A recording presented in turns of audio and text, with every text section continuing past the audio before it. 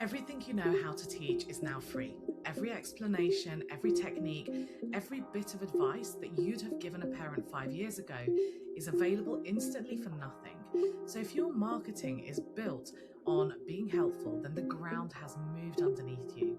Today I'm going to go through the 4 things that still work when everything else is free, and stay with me for the 4th one because it's the one that most tutors skip and it's the one that actually gets you the most sales. Now, if you're new here, welcome to the podcast. I'm Samantha and I help tutors earn more without simply working more hours and build businesses that are really designed around the life they actually want. Marketing is where a lot of that work starts because how you're seen decides who comes to you and what they're willing to pay.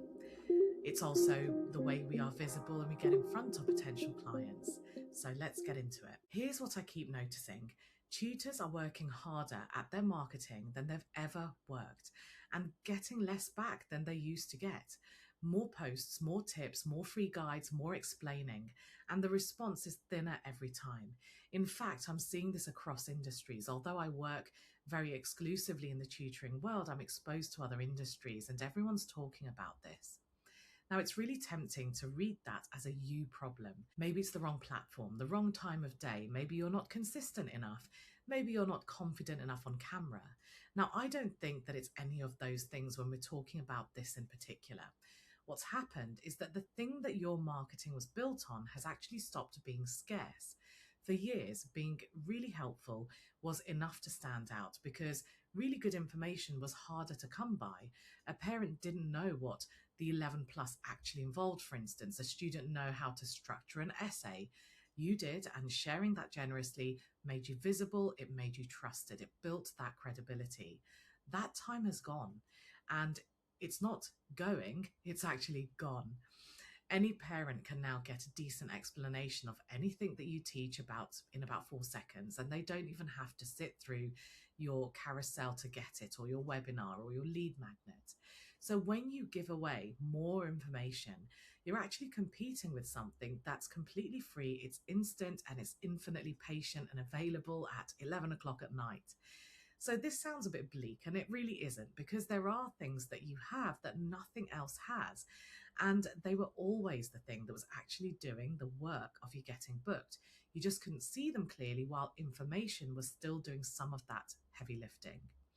Now, if this is already making sense, then follow or subscribe wherever you're listening or watching so that the next episode finds you. So let's go through the first one of these 4 things that I want to talk about today. First one is that information is what you know, expertise is what you can see. They're not the same thing, and only one of them is still scarce. I'll show you what I mean. One of my clients sent me a piece of content to look over. It was advice for 11 plus parents, a list of what their child should and shouldn't be doing in the run up to the exams. All of it was accurate, all of it was sensible, all of it was available in about 40 other places though, written by people who don't really know the fraction of what she knows. So I asked her a different question. What have you noticed about that school over the years that you've been preparing children for? And out of that came so much value. They had changed the exam format before with very little notice, and they'd done this more than once historically. And that meant that they could change it again at any point, and any child who had been drilled purely on the shape of a paper would be left standing there with nothing to really fall back on. That's the piece of content, not the list of tips, but the things that she can see because she's been in it for years and has watched the patterns, mastering the skill rather than memorizing the format. And here's why, and here's the evidence I've watched happen. No parent can get that anywhere else. Now, they might be able to if they ask the right question, but the problem is they don't even think to ask that question in the first place. They can get the tips though. They can't get though her read on a specific school and what it's likely to do next. So the question to ask before you post anything isn't, is this useful? Is, could someone get this without me? If they could, then it isn't marketing you. It's marketing the subject. And I want to be clear because this can sound like I'm telling you to stop being generous. I'm not. Give plenty away. What I'm asking you to change is what you're giving, not the information, which anyone can get, but the way you see it, what you have noticed, what you think is coming, what you'd do about it. That's still value and that's still generous, and it happens to be the only kind that nobody can get anywhere else, or at least not easily. Now, the second one is related to your values, where people can really see them. Here's something that I posted recently that actually I didn't expect much from. A tutor had come to me wanting to join my one-to-one program. She booked a discovery call. But as we were talking about it, it became clear that money was actually really tight, and joining would have put real pressure on her. Serious pressure. We're talking not being able to pay your bills pressure. So I said no. I said, not now. This is not the right thing for you right now. She really wanted to join. She was willing to borrow money. So when I said absolutely not right now, she asked me what she should do instead. And I told her really honestly. I said, get yourself into something more stable, maybe some stable employment, while you build the business alongside it. So you're not making decisions from a place of pressure. What she then said next actually really stayed with me. She said she was relieved because every time she had thought about it, about getting a job, she'd read that as failing, as going backwards, as admitting the business hadn't worked. And somebody just telling her plainly that it was actually a really sensible move rather than a defeat took a weight off her. So I shared that bit of the conversation on LinkedIn, and the response wasn't what I expected. People didn't actually comment on the advice itself. They commented on the fact that I had turned down money because it wasn't right for her. And the reason that it landed isn't that people were impressed, it's that they learned something about me that they couldn't have learnt any other way. I can tell you I'm honest. I could put it on my website. I could write a post about integrity in the tutoring industry, but none of that carries any weight because everybody talks about it. What carries weight is a real story, a decision that actually cost me something, described so plainly that people can see what I actually do when there's money on the table. Now, I want to be careful here because this isn't a technique. If you go looking for moments that make you look good and impressive, people will feel it and it will do the opposite of what you want. But it does tell you something about what people are actually reading when they read your marketing. They're not just working out whether you're good at your job, they're working out what you're like to deal with. I read this thing ages ago saying something like, if you're a hairdresser, stop telling people that you can cut hair. If you're a hairdresser, people know you can cut hair. They make that assumption. What they're interested in is what kind of experience they're going to get when they meet you and then when they work with you. So in our situation, we want to know whether you'll be honest with them. Well, using this as the example, whether you would tell them something that they don't want to hear. Are you the kind of person who takes them or the money regardless? Now, none of that is in a value post. It only shows up in those moments where you did something and you're willing to say what that was and share it and share why. So think about your own version of this. The parent that you told their child didn't need tutoring, the student you referred elsewhere because someone else was actually a better fit, the thing that you refused to do even though it would be easier or that parents would want it. Those decisions are the clearest statement of your values that you'll ever make, and most tutors actually never really mention them. Now, we've done 2 of those 4 things that still work now where everything else is free. Your expertise, where you're still sharing value but from a different angle, and your values. There are 2 more, and the last one is the one that I said that most tutors skip, so do stay with me for that one. So the third one is related to your students in detail. Every tutor knows that they should be using results in their marketing, or at least they try to. And most of them do it in a way that convinces very few people. You know, the sort of thing, where someone went from a grade 4 to a 7, they passed the 11 plus, they got into their first choice school. All of it's true and all of it is worth celebrating and completely interchangeable with every other tutor's results, because the numbers on their own, they don't tell the story. They don't tell anyone of what happened or what you were like to work with. The parent reading that has no idea whether their child is anything like your students. She's not comparing grades necessarily. She's trying to work out whether you would know what to do with a child who cries at their homework, or a child who is bright and refuses to write anything in an exam, or a child who's been told once too often that they're not a science person. They want to know that you could get their child to that result.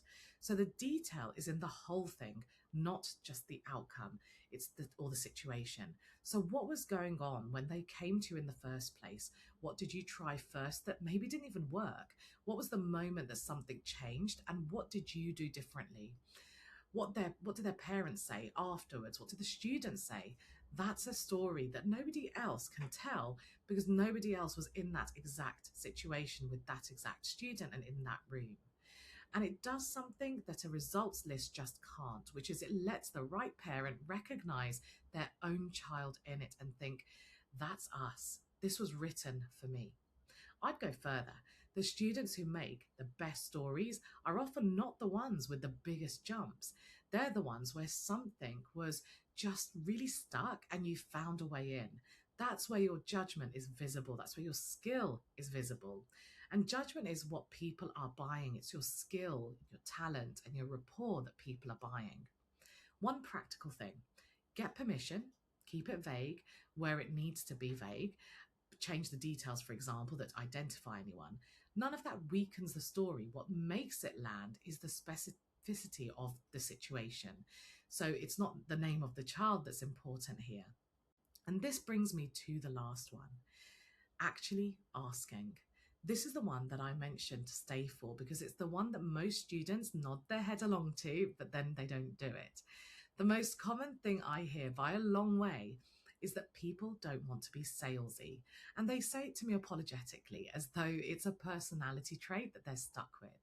And I understand it because most of us have been on the receiving end of someone really pushy and decided that we'd rather do almost anything than be that. Now, here's what I'd say to that. If you're worried about coming across pushy and sleazy, you won't. That worry is the very thing that stops that from happening. The people who make everyone uncomfortable are not lying awake wondering whether they're being a bit too pushy.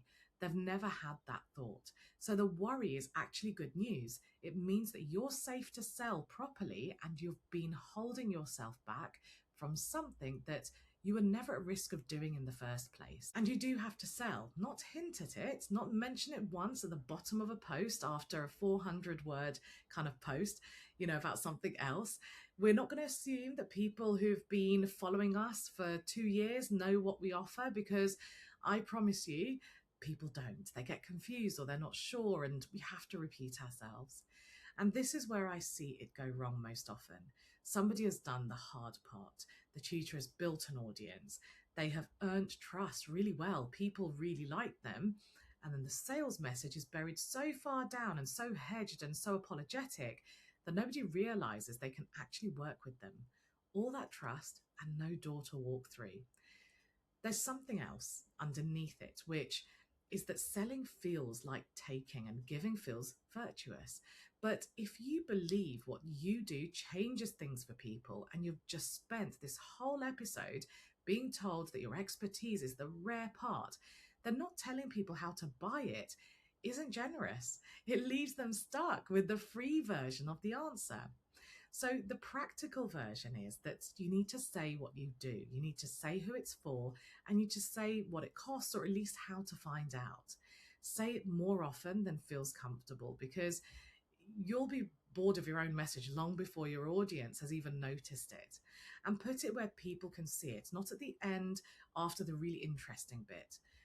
That's your 4 things: your expertise, your values, your students, and actually asking for the business, asking for the sale.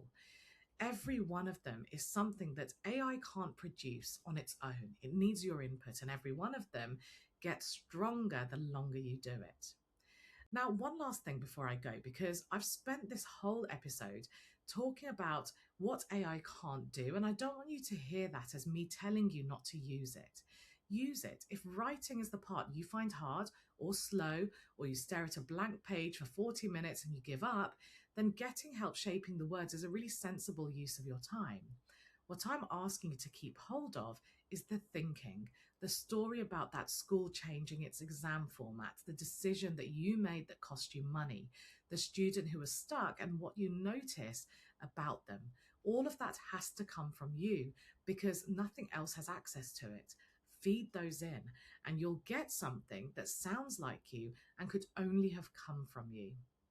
Put nothing in, and you'll get back exactly what everyone else is getting back, which is that free version of the answer that we started this episode talking about. And if you're listening to this thinking that the marketing isn't really the problem, that the whole way the business is put together and alongside the marketing needs looking at, that's the work I do with my one-to-one tutors. It's a 6-month program to start with. It's completely bespoke, and it really starts with a conversation rather than an application form. So the link to book a chat and to see more information about it is in the description. Thank you as always for staying with me, and you'll hear from me on Wednesday.